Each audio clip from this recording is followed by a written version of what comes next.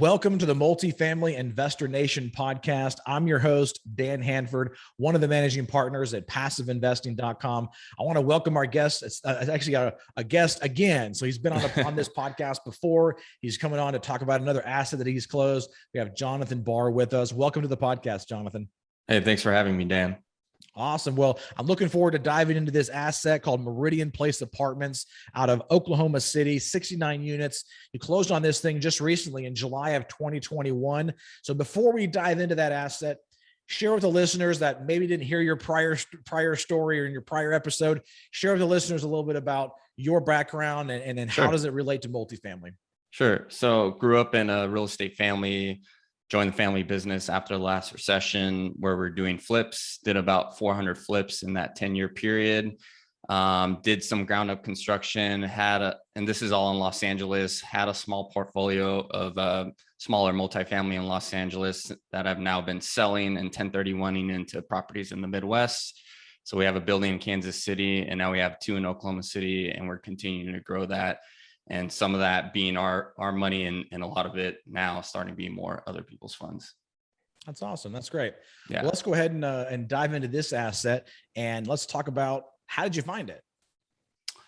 So yeah, this is a actually interesting story. So I'm active on Twitter. That's kind of my social medium of where I'm pretty active. And a lender that I met through there connected me to the broker that had just talked to the seller and brought it to me first, or I believe one of the first ones. And it was actually a pretty lengthy negotiation. We put it under contract in January of 2020. We fell out because the seller had misrepresented the size of the units and wouldn't give us a discount. But then 3 months later, he did give us a discount. We got a better rate from our bank. And we were able to do it with a little less staffing. So we were able to make it work at the new price. But so we started that negotiation in October of 2020 and then closed in July of 2021. So it was a fun one. Yeah, no. Well, yeah. it definitely, every store that we have on here, it's always just a little bit different on how people, locate and they find these deals and things like that. That's definitely a unique way that somebody has found a deal. So that's great. Yeah. Well, talk to us a little bit about the offer process that you did with this particular acquisition, as far as submitting the offers and going back and forth and, any earnest money deposit, things like that. Yeah. So we bought it from the original builder. So he built 4 of the buildings in the 80s, 1 building in the 90s, and 1 in 2012, and he managed it himself. So the beauty of it was he doesn't market anything online. So just the fact of us marketing online is going to make a big difference. Doesn't have any software, had way too much staff on there. But as the thing about mom and pop sellers, though, is they can be really tough negotiators, I've noticed. And there was just like a lot of back and forth and just like weird things that he wanted that honestly weren't even that big of a deal to us. And so and then those certain things like how things were prorated at the end. So there was a lot of back and forth because of that. And then there was a weekend. We actually had to pay significantly more because there was like a Thanksgiving. He was with family and his son's like, no, you can get more. And then you talk to a CPA and it was a dramatic negotiation, to be honest. Eventually we settled everything. And the interesting part about it is he got a lot easier after I actually met him in person. And I like to look up sellers when I'm interacting with them. I found out he was an author. So I looked up his book. I didn't read the books, but I kind of got a gist of it. And I talked to him about it. And after we had like a good conversation, we were face to face with each other. Everything got a lot easier after that. That's an important key point that you just mentioned there about knowing the seller, right? And it's nowadays with the internet, it was really easy to look people up and, research them. And found them on Facebook and went down that path, Oh yeah.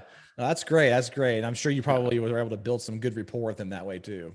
Yeah. It was a lot better after that. You put the human face to it and you're just not just a name on a page. So what was the kind of final arrangement or agreement on the purchase price that you ended up getting under contract? $3.5 million.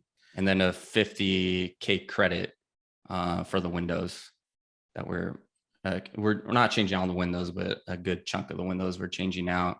And we did a credit instead of price reduction because it just kind of made more sense for the deal that way.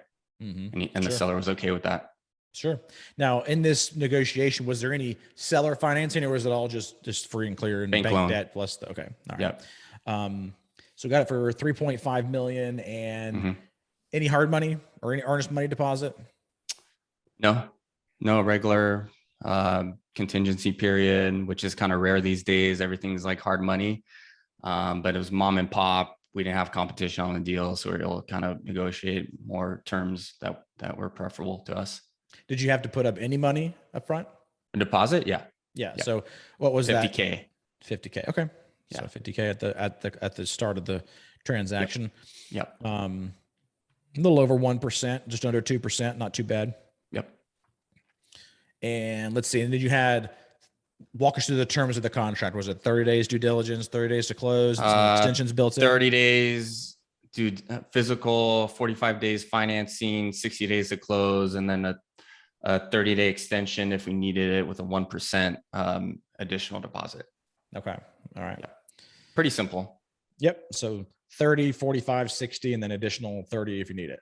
Yep. Okay. Good. So up to 90 days, but I mean, we closed it in, I think, less than 60 days. Okay. That's good. So how long did those negotiations go on if you closed it that quickly and you closed it in July? So you started in the fall of 2020, and then the initial contract, we went under contract in January of 2020. So it was about 3 months of negotiations, and then we fell out of contract because of the size of the units issue, and we were out of contract for about 3 months. And then we went back to him. He finally gave us a reduction. We got a better rate from our lender. And we got a better rate because we have large deposits with the bank, and they give us better pricing. And then our property manager was taking over another smaller property nearby that we could share the PM with. So we were able to get a little less payroll because of that. Good. Yep. So to kind of the combination of those things kind of made it work. Sure. No, that's great. So now got it under contract. We're in the due diligence process. Yep. Any issues come up during due diligence? Let me think. Financial or physical? Honestly, not really. The only annoying thing was we originally had paid for an appraisal on the first transaction, and that appraisal company wanted to charge us again for the appraisal, even though we had already paid for it. So we had to go with another appraiser because of that. But the bank ended up crediting us some money to make up for that a bit. But that was like one big annoyance. That can definitely be annoying. Now, one of the things that we always see with, I don't say always, we typically see with a kind of smaller mom and pop operator or seller is that a lot of times the books aren't kept up very well. How were the books on this property? Not kept up very well. But we already kind of knew that because we had seen everything before. Yeah. But yeah, like delinquency reports everything was by hand, like the rent ledgers were by hand. So our property manager actually had to go to the owner's office and scan every document, every lease, all the financial information. We kind of had to interview things because things weren't clear. So we're like, what about this person? This isn't clear. So there was a lot of like due diligence and figuring out. And honestly, after the fact, that we've had to kind of clean up some of that stuff now in ownership. And you're making everything electronic now, right? Yeah. Everything. We use Yardi. Everything's professional, but yeah, it's been a little bit of a challenge now on takeover, just making sure we know who's who paid when, who has what deposit, all that kind of stuff has been kind of a little bit of a, I want to say disaster, but we've had to figure out a few things after the fact. Now, when you did your unit walks, obviously you look at all the leases, make sure that they're in place. Is that something that you guys physically did, or was that mainly just the lender that came in and did that? No, we do that. Okay. Along with our PM. So we had like a Google sheet with all the information, and we had all the paper were the leases pretty much in order? They were all kind of they were in order, but some didn't have deposits, some did have deposits, some leases were a little bit different than others, but he was actually like somewhat organized, I'd say. He was organized for him, right? For him, it worked for him. For us, it was like trying to figure some things out, but I've seen worse things than this seller for sure. That wasn't the worst one you've dealt with. Yeah, exactly. All right, good.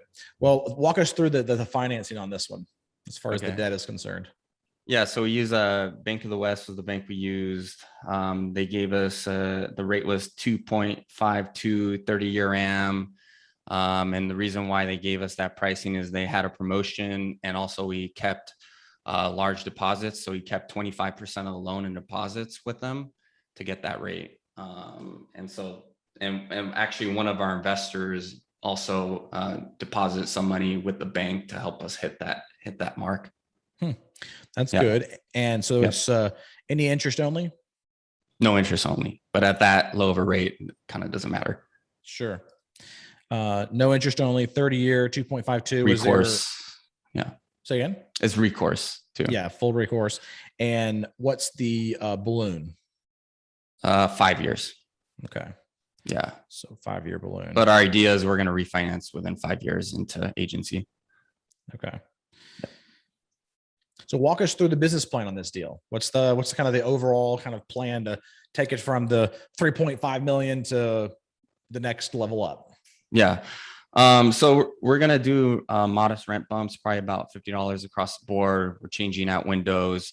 The biggest thing is just cutting expenses with less payroll, and some other miscellaneous items that we're doing there, and just kind of running it a lot better than it was being run before. But the idea is within 3-4 years, refinance, hold longer term from there, return at least 60 to 70% of the money. And yeah, keep it going. And the thing about it, it's in great shape. Just the 80s building needs new windows. So we're doing new windows, no rebranding, anything like that. The office that was used as an office, we're turning that, and it's actually done already. We're turning that into a rentable unit again. And then we found another area to put an office in. And we're going to have a part-time PM there that is in that office and is kind of bouncing back between another property nearby.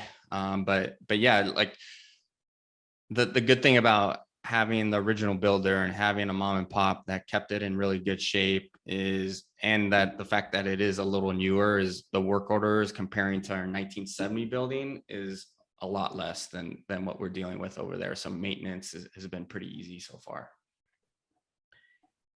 And I had a question for you on the CapEx. Is there any renovations being done inside, or is it just the windows right now? Just the windows, but we do have some money set aside for any like heavier turns, because the other benefit about this property was that the average life of a tenant there is 4 years, which is really good for multifamily, as you would know. And he actually did pretty good with rents, even though there's still a little bit of room there. But yeah, so we do have some money set aside for that. Okay. And speaking of the lifespan of the residents there, what's the or all of the residents on long-term leases, or were some of them on month to month? So you can actually, they're all on month to month. They're all month to month. Okay. That's even better. Yeah. It's so we're not going to renew everyone right away, just because we don't want to increase rent for everyone and then everyone leaves. So we're doing, a good handful every month, and kind of starting with some of the bigger increases first, or starting with we're doing like a mix of people where like they've also came up to us and asked about renewals and if we're going to raise rents. So we're starting out with some of the people that have been more communicative first, and then kind of work our way down the list over a year span. What's the average effective rent for the property? When we bought it, it was $641. And what's the average market rate? It's probably, let's see, about 660, 670, somewhere like that. But over a couple of years, we'll move it about $50, and we're also implementing RUBS. Okay, good. So it's not too far off from where the market rate is right now. No.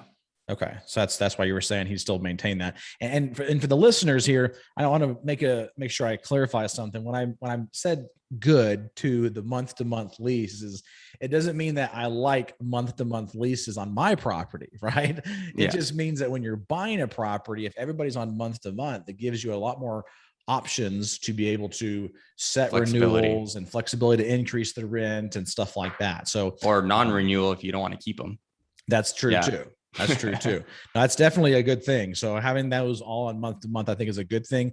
One of the strategies, just so you know, Jonathan, and maybe you've already thought about this, is raising the rents a little bit higher than the market rate.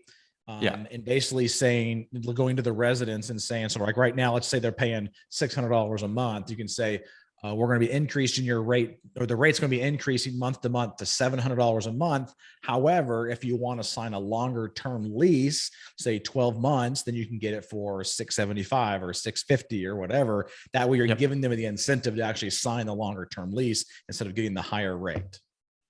Yep. So the other thing we're doing is we're implementing a security deposit insurance, Rhino, if you've heard of them. Yep. So we're going to return to them their deposit if they sign up for that. And the reason why we do that in Oklahoma is because deposits are so low that with Rhino, they'll cover more stuff, or we give them the option of doing a full month's rent, because right now the deposits are like $200-$300. So if we can get like $600-$700 deposits, or get Rhino, that'll cover $1,000+ more damage or back rent and stuff like that, it actually makes a significant impact. Sure. No, that's definitely a good idea. I've heard of Rhino and a couple of other services out there that are doing that stuff as well. Yeah. And I vetted them with a bunch of owners that I know, and they seem to be doing a really good job. And we talked to them for a while, and I asked a ton of questions, because I'm like, how they make this they're charging $15 a month and they're going to come and cover $1,000. And I guess their thing is like, not everyone uses all the money, and it's like insurance, you know? Yeah. We've actually looked at creating our own captive accounts. A lot of the larger operators that have, tens of thousands of units or whatever, they'll actually create their own captive insurance policy and underwrite and do those policies themselves. Oh, really? Instead of doing the deposits as well. So it's another kind of way to increase the revenue for the property. If you can, not collect not collect the deposit, but basically to keep the deposit basically with, by breaking it up into monthly payments and stuff too. Yep. So obviously you got to have enough money in the captive to be able to manage that and be able to pay out for the policies and stuff like that. But definitely something for, as you grow, to kind of look into a captive insurance policy, not even just for the resident deposits, but also the resident liability insurance can also be made that way as well, where you're actually make some revenue there. Those. A small spread there. Yep. But we learned that on our last deal, we didn't have enough money for turn costs, because of that reason, where, their deposit's $300, but they could easily create $1,000 in damage. And then we're on the hook for that. So we ended up having a lot more turn costs that on this one, we're like, we need to change something. We need to make something better. So that's kind of our solution. Good. Well, how are you structuring this deal, or how did you structure this deal with investors? So we did a 80-20 split. 1 point for acquisition fee, 1.5 for asset management fee, and then the split changes to 70-30 at the refinance, as long as they've been returned all their money with the cash flow and the capital that's returned to them. All of the capital, or the 60 to 70% that you mentioned earlier? The 60 to 70%, basically. So how we're doing it is the total amount of the cash flow they receive plus the capital, as long as that's 100% of what they put into the deal, then the split will change. So it could split later, but most likely the way we have it, it'll be at the refinance. Sure. Okay. That makes sense. So you're calculating the distributions up to that point of the refinance plus the refinance proceeds. And as long as that totals up the 100% of their capital, then the split changes to 70-30. Yeah. It's a little different, but yeah. That's how we designed it. Yep. No, that's definitely understandable. And any disposition fee or anything like that included in here? Nope. No dispo. Our idea is actually never to dispose of it. Our idea is to hold as long as we can and do other refinances later. Or if the systems deteriorate to a certain point, then yeah, at that point we might sell in 1031 into a newer asset. Okay. That takes a unique investor set. So yeah, we have that. And we half the money that we've put into our deal so far has come from ourselves. So we're kind of like directing the ship because of that. Sure. How much money did you end up raising on this one? 1,140,000, 25% of it came from us. So we ended up raising like 900 from other people. Okay. And how many investors was that of the 900? 12. So about 80,000 average across the board. Okay. And what was the minimum investment? 50. So 50. So a lot of people end up doing the 50, right? Especially it's the first time. Most people always do the minimum. Yeah. And there's usually a couple that will come in a little bit higher, which is probably what balanced out the 80,000 average. So. Yeah. We had one that did a few hundred. So that kind of brought that average up. Yep. Not a problem. Yep. And can you think of any other issues that came up during this entire process, whether it be due diligence or finance or raising the capital or anything like that, that might be interesting for us to uncover and talk about? I would say, I think we could have got our manager like more involved on onboarding sooner, because we're dealing with more issues after the fact because of the records weren't kept up as much. So I feel like if we could have found a way to even have some sort of contact with the tenants even before we close. I know that's not usual, but in these cases where records are really bad, just to make sure all the records are completely accounted for even before we close, I think that would have made a difference instead of so like figure it out when someone else is paying for it, not yourself, basically. You brought up the property management. I actually had a note here to ask you something about this. Talk to me about how the property management is working on this, because I know you mentioned a part-time on-site. They're also working, part-time with another asset. Is it another asset of yours, or is it another property that's not associated with yours? Another property that's not associated with it. At first, it was with another property that we do own, but the other property that's in Norman was just too far away for our manager to keep on going back and forth, because as you know, things always come up. So someone needs to be close to run over if needed to do a showing or whatever, let a vendor in, whatever needs to happen. So basically how they split it is they just take the total amount of the units and kind of divide it accordingly, depending on the unit. So kind of prorate it. So if we have 69 and someone only has 50, we'll pay a little bit more than that other property, for example. Okay. Yeah. And how has that worked so far? I know it's only been a few months, but curious to know how it's worked. It's been a little bit more challenging at takeover to do that, I would say. But once we get fully everything figured out and everything's stabilized and running the way it is, it shouldn't be a problem. We'll have a full-time maintenance person there as well that can take care of some things if needed. So the maintenance person is actually full-time on your property only? We don't have one yet, but you're working eventually they will be. Yes. Okay. So what are you doing right now for maintenance? They're just using like third-party subcontractors and stuff like that? Some third party, and then bouncing some people around from other properties. Okay. At the time. But like I said, we barely had work orders on the property, so it's actually worked out all right. Yeah, well, that's definitely good, especially when you first take it over, not have to worry about the maintenance side too much. Yeah, there's been like 1 or 2 work orders a week, which is nothing on a property like that. That's great. Yeah. Well, I got 2 final questions for you as we wrap it up. Same final 2 as last episode we did together. Yep. First one's going to be, what did you find that was easier during this entire process that maybe originally you thought was going to be a little bit more challenging? Actually raising capital was a little easier this time, because the first one we basically kind of missed the mark and had to bring up most of the money ourselves, which luckily we had and we're able to do. But this time I learned from the last time that, because before we had just spoke to our inner network, and finally we kind of like, I got on social media, I started having an email list, I started putting out content, a lot of stuff that you do, and it actually works. And we raised a lot of money from people that we had never known before. Then we started to build a relationship over months of creating content and being in communication, having calls and doing all that stuff. Final question for you is the opposite of that. What did you find was harder than you had originally expected? I think mom and pop owners are great because usually you can get a better deal that way, but they're much more stubborn and difficult to deal with and have not the best records. So that part was a lot harder than I imagined. But now I'm more prepared for a situation like that. But that's where the opportunity is too. That's part of how the opportunity is created. No, definitely for sure. Now, but it's a pain in the butt is what I'm trying to say. Oh yeah. Now you obviously bought it for the 3.5 and 3 to 4, maybe 5 years. You kind of mentioned doing a refinance. What's the projected refinance valuation that you're looking to do? Probably would be somewhere around the 5 million mark, I'd say. Yeah.